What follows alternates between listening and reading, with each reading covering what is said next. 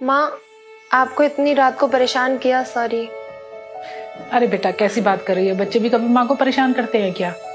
तू बता, इतनी रात को तू आई, कोई परेशानी है क्या? सब ठीक है?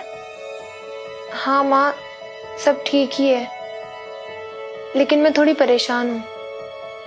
वो तो तेरे चेहरे से ही लग रहा है, बता क्या हुआ? मुझे 50,000 रुपए चाहिए अर्जेंट। 50,000 रुपए? इतने सारे पैसे? सब ठीक तो है? वो घर रिपेयरिंग के लिए इनके दोस्त से हमने पैसे लिए थे ना, तो बस उसे ही वापस करने हैं। उसके घर में कुछ इमरजेंसी हो गई है, तो उसे अर्जेंट पैसे वापस करने हैं हमें। माँ, बैंक से लोन अप्लाई करेंगे तो आपको पैसे वापस कर देंगे हम, लेकिन बैंक की फॉर्मेलिटीज में 10-15 दिन तो लग ही जाएंगे। प्लीज माँ, मेरी हेल्प कर दीजिए। बेटा, बहू के आने के बाद मैंने सारी की सारी जिम्मेदारी अपनी बहू को दे दी। सारे पैसे देने के हिसाब वही रखती है, तो उसी से एक बार बात करके देख, वही तुझे पैसे दे देगी। माँ, माना कि भाभी बहुत अच्छी है, लेकिन जहाँ पैसों की बात आ जाती है तो अपने भी साथ नहीं देते हैं, और वो तो फिर भी पराई हैं। एक बार को चाहे मैं भैया से पैसे मांग लूं, लेकिन भाभी से नहीं।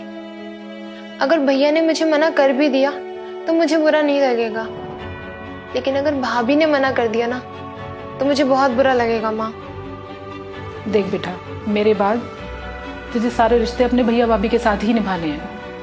प्रतीक पहले अपनी सारी सैलरी मेरे हाथ में देता था और सारा हिसाब किताब मैं ही रखती थी, पर अब मैंने सारी की सारी जिम्मेदारी तेरी भाभी को दे दी है और वो अच्छे से निभा भी रही है। तू ज्यादा ना सोच, अपनी भाभी से जाकर बात कर ले। प्रतीक भी अभी थोड़ी देर में ऑफिस से आने ही वाला होगा। ठीक है माँ, मैं भाभी से ही बात कर लेती हूँ।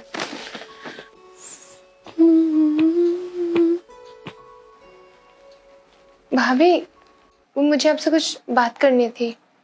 दीदी, आप इतनी रात को? जीजा जी भी आए हैं क्या? नहीं, मैं अकेली ही आई हूँ, और मुझे अभी 50,000 रुपयों की जरूरत है। सब ठीक तो है ना दीदी? भाभी, वो घर रिपेयरिंग के लिए इनके दोस्त से हमने 50,000 रुपए लिए थे। मैं जल्दी आपको लौटा दूंगी।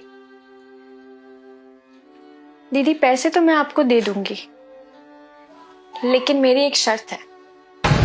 शर्त? भाभी, आपको पैसे नहीं देने तो मत दो ना। ये शर्त का ड्रामा क्यों कर रहे हो आप? दीदी, आपका इस घर पर पूरा हक है, बस मेरी एक शर्त है। अगर आप पैसे ना भी दे पाओ तो आप मायके आना नहीं छोड़ोगे। अगर आपको कोई भी परेशानी हो तो आप अपने भैया या फिर मुझसे आप जरूर बात करना। और अगर आप पैसे ना भी दे पाओ, लेकिन इस बात को आप अपने मन में मत रखना, पैसों के चक्कर में बेटियां मायके आना बंद कर देती है। ये घर जैसे पहले आपका था, आज भी आपका ही है और हमेशा रहेगा। कभी कभी हम अपने मन में ही सोच लेते हैं कि पैसों के चक्कर में कहीं भाभी ताने ना मारे और भाई गलत ना सोचे। दीदी, मुश्किल वक्त में अगर अपने साथ ना दे तो काहे के अपने। बस यही मेरी आपसे एक शर्त है। भाभी, मैं तो पता नहीं क्या क्या सोच रही थी, लेकिन आपने ये बोल के मेरे दिल का बोझ हल्का कर दिया। मुझे आपकी शर्त मंजूर है। मैं पैसे जल्दी दूं या देर से, या फिर ना दूं, लेकिन मैं मायके आना कभी नहीं छोड़ूंगी। माँ ने मुझे बताया था कि रिया दीदी को भी प्रॉब्लम है, लेकिन यहाँ देख के तो लग रहा है कि प्रॉब्लम मेरे भी नहीं सॉल्व होगी। वैसे जिस घर में भाभी और ननद का रिश्ता इतना मजबूत हो, वहाँ भाई को दरकिनार कर ही दिया जाता है। मेरी कोई वैल्यू है या नहीं? सारा प्यार भाभी के लिए, भाई के लिए कुछ बचा है? थैंक यू भाई, इतनी अच्छी भाभी लाने के लिए। अगर ऐसी सोच हर भाभी की हो तो हर घर जन्नत बन जाएगा, और किसी भी लड़की को अपना मायका पराया नहीं लगेगा। ये बात तो सच है। चलो दीदी, अब टेंशन फ्री हो जाओ, डिनर करते हैं, फिर मैं आपको घर छोड़ आता हूँ। ठीक है।